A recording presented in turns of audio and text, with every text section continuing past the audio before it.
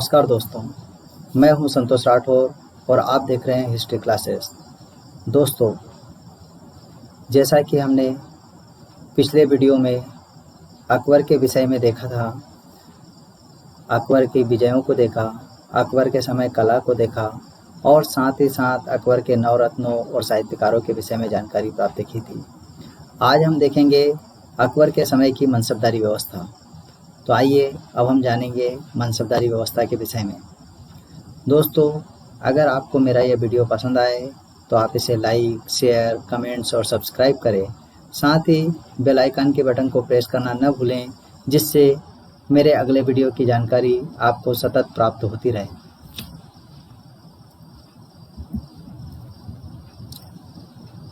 अब हम जानते हैं मनसबदारी व्यवस्था क्या है। मनसबदारी व्यवस्था एक ऐसी व्यवस्था है जो मनसब पर आधारित है। तो आइए अब हम जानते हैं कि मनसब का अर्थ क्या है। तो मनसब का अर्थ फारसी भाषा में पद, स्थिति, ओहदा या दर्जा से है। इस प्रकार जिस व्यक्ति को यह पद प्राप्त होता था वह मनसबदार कहलाता था।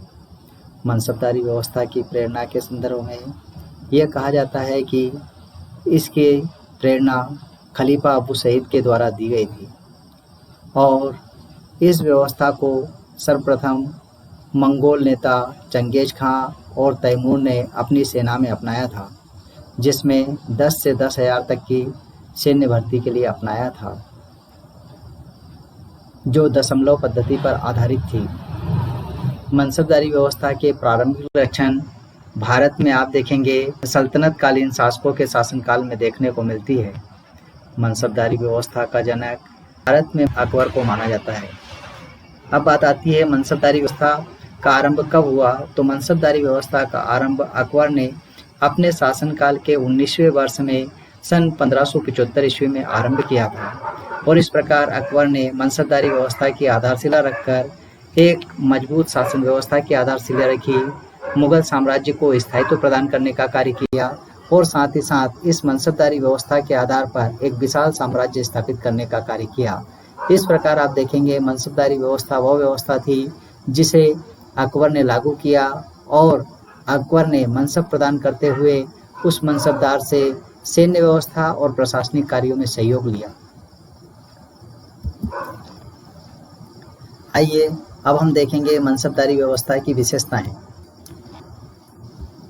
मनसबदारी व्यवस्था की सबसे महत्वपूर्ण विशेषता यह है कि अकबर ने अल्लाह शब्द की गणना के आधार पर आप देखेंगे 1 + 30 + 30 + 5 = 66। इस प्रकार आप देखेंगे अकबर ने 66 की गणना के आधार पर मनसबदारों की 66 श्रेणियों का निर्माण करने का कार्य किया था, किंतु अबुल फजल ने अपने आईने अकबरी में इनकी 66 श्रेणियों के स्थान पर 33 श्रेणियों का उल्लेख किया है।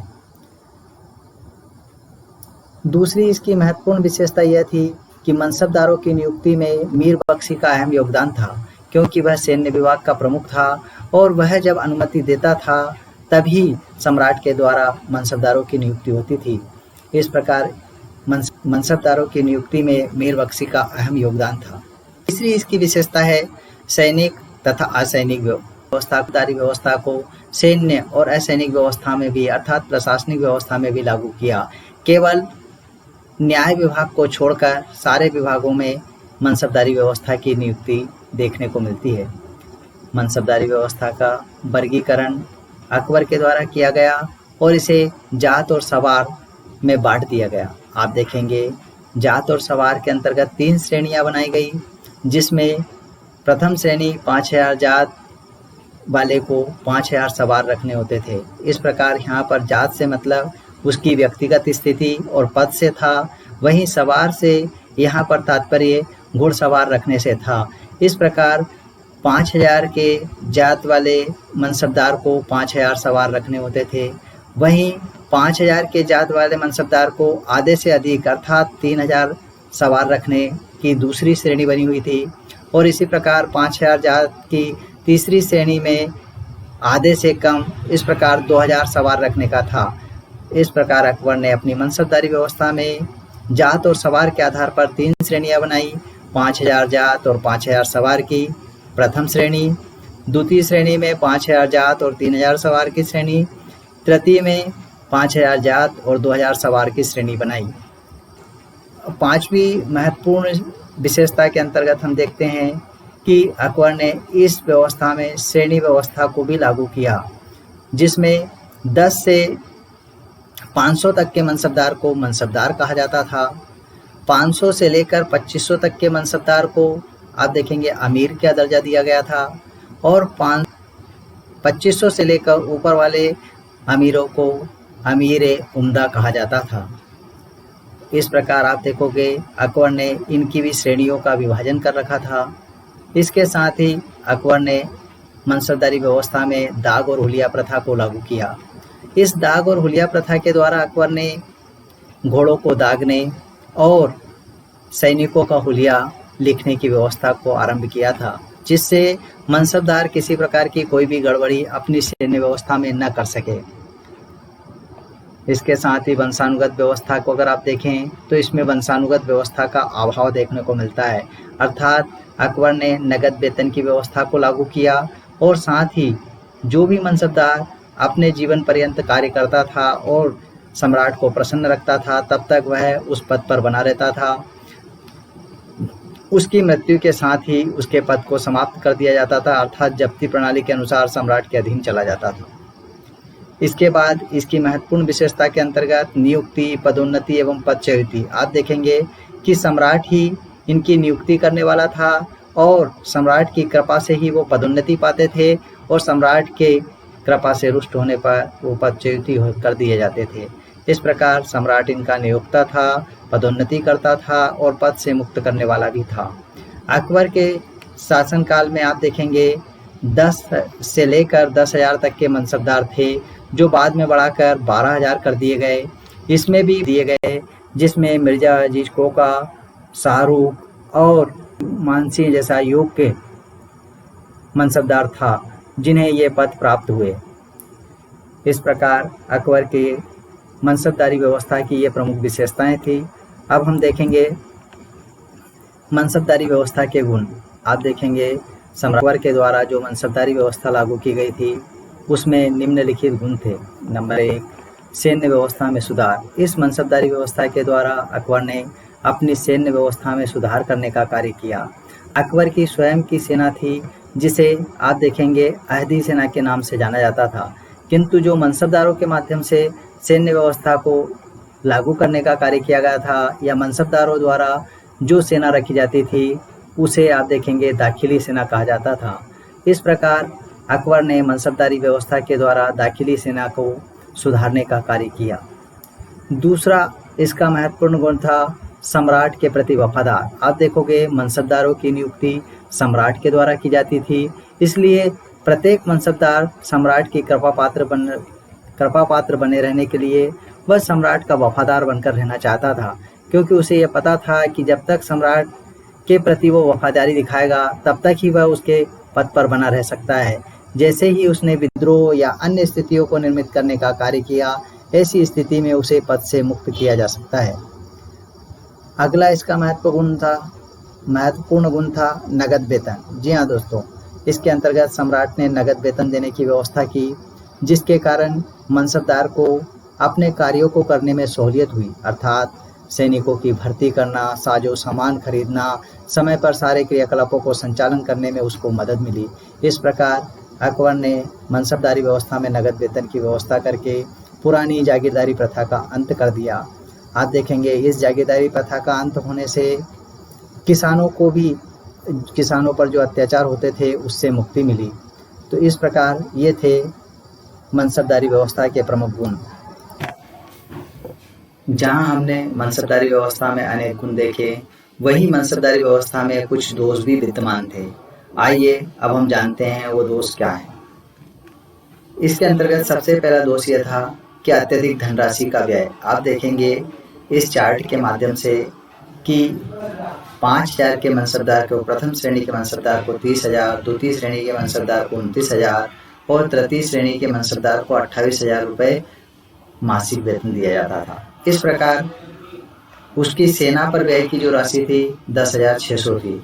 तो आप समझ सकते हैं कि कितनी अधिक राशि मनसबदारों को दी जाती थी। इसी प्रकार आप 3000 के मनसबदार को देख सकते हैं, 1000 के मनसबदार को, 500, 50 और 10, ये सारे मनसबदारों का आप देखेंगे तो इनको बहुत ज़्यादा मात्रा में धनराशि दी जाती थी और इसी धनराशि के आधार पर वह व्यसनी कार्यों में लिप्त हो जाता था, जिसके कारण आप देखेंगे अनेक दुर्गुण उसमें आना प्रारंभ हो जाते थे। इस धनराशि का वह गलत उपयोग करता था, कभी कभी वह विद्रोहों को भी जन्म देने का कार्य करता था। तो ये सारी चीज़ें मनसबदारी व्यवस्था में दोष को सिद्ध करती है। दूसरा इसका महत्वपूर्ण दोष था निरंतर निगरानी के अभाव में भ्रष्टाचार। आप देखेंगे कि सम्राट को समय समय पर सेना का निरीक्षण करना होता था, किंतु जब सम्राट अत्यधिक व्यस्त होता था या अन्य कार्यों में विजय यात्रा में कहीं रहता था, तो ऐसी स्थिति में बहुत से मनसबदारों की सेना का निरीक्षण नहीं हो पाता था, जिसके कारण मनसबदार भ्रष्टाचार करके अपनी सेना में ऐसे सिपाहियों को भर्ती कर लेता था जो योग्य नहीं थे। तो इस प्रकार मनसबदारी व्यवस्था में भ्रष्टाचार को बढ़ावा मिला, जो इसका दूसरा दोष था। तीसरा दोष आप देखेंगे, सेना का विभाजन जातीय आधार पर किया गया था। जी हाँ दोस्तों, इसमें आप देखेंगे अकबर की सेना में अलग अलग जातियों के मनसबदार थे और वो सारे मनसबदार अपनी जाति के लोगों को ही अपनी सेना में भर्ती करते थे। उनके तौर तरीकों में भी अंतर होता था, जिसके कारण युद्ध के मैदान में कभी कभी असमंजस की स्थिति उत्पन्न हो जाती थी। तो ये मनसबदारी व्यवस्था का तीसरा दोष था। चौथा दोष में आप देखेंगे राजभक्ति में कमी, क्योंकि मनसबदार सेना की भर्ती करता था, इसलिए सेना मनसबदार के प्रति उत्तरदायी होती थी, न कि राजा के प्रति या सम्राट के प्रति। इस प्रकार मनसबदारी व्यवस्था का चौथा दोष राजभक्ति में कमी देखने को मिलती है। पांचवा दोष आप देखेंगे राष्ट्रीय भावना का अभाव। इसे इसलिए बोला गया है या इसका महत्वपूर्ण दोष यह इसलिए है क्योंकि अकबर की सेना में इराकी, ईरानी, मंगोल, पठान, उज्बेक इत्यादि, इसके साथ ही साथ मराठे और राजपूताना के लोग भी सेना में भर्ती थे, जिसके कारण राष्ट्रीयता की भावना का अभाव था, क्योंकि ये सब अलग अलग जातियों के लोग थे जो अपनी जाति के लोगों को ही महत्व देते थे, जिसके कारण राष्ट्रीयता की भावना उनमें दिखाई नहीं देती थी। ये मनसबदारी व्यवस्था के दोष थे। अब हम बात करेंगे मनसबदारी व्यवस्था के परिणाम और प्रभावों की। मनसबदारी व्यवस्था का सबसे बढ़िया परिणाम यह हुआ कि इसके माध्यम से अकबर एक सुव्यवस्थित शासन व्यवस्था स्थापित करने में सफल हुआ। साथ ही साथ वह मुगल साम्राज्य को विस्तृत करने में भी सफल हुआ। इसके प्रभावों को अगर हम देखें तो सबसे पहला प्रभाव है मुगल साम्राज्य के स्थायित्व में सहायक। जी हाँ, इसके माध्यम से आप देखोगे अकबर ने अनेक मनसबदारों, अकबर के शासनकाल में आप देखोगे 1803 मनसबदारों की नियुक्ति अकबर के द्वारा की गई थी। इस प्रकार उसने अपने विशाल साम्राज्य को इन मनसबदारों के माध्यम से क्रियान्वित करने का कार्य किया, जिससे उसके साम्राज्य को स्थायित्व प्राप्त हुआ। दूसरा आप देखेंगे साम्राज्य विस्तार में सहायक। इन मनसबदारों के माध्यम से उसने अपने साम्राज्य का विस्तार करने का कार्य किया। राजपूताना में उन्होंने विस्तार किया, दक्षिण में विस्तार किया, पश्चिम में और पूर्व में विस्तार करने का कार्य किया। इस प्रकार अकबर का साम्राज्य एक विस्तृत साम्राज्य में परिवर्तित हो गया था, जिसे हम उत्तर में जम्मू कश्मीर से लेकर दक्षिण में अहमदनगर तक और पूर्व में बंगाल की खाड़ी से लेकर पश्चिम में बलूचिस्तान तक उसके साम्राज्य को फैला हुआ देख सकते हैं। यह मनसबदारी व्यवस्था का ही परिणाम था। इसके साथ ही साथ कार्य विभाजन में आसानी। मनसबदारी व्यवस्था के कारण आप देखोगे अकबर ने अपने कार्यों का विभाजन कर दिया था, जिससे प्रत्येक व्यक्ति को अपने कार्यों का ज्ञान था और वो उस हिसाब से अपने कार्यों को आसानी से कर लेता था।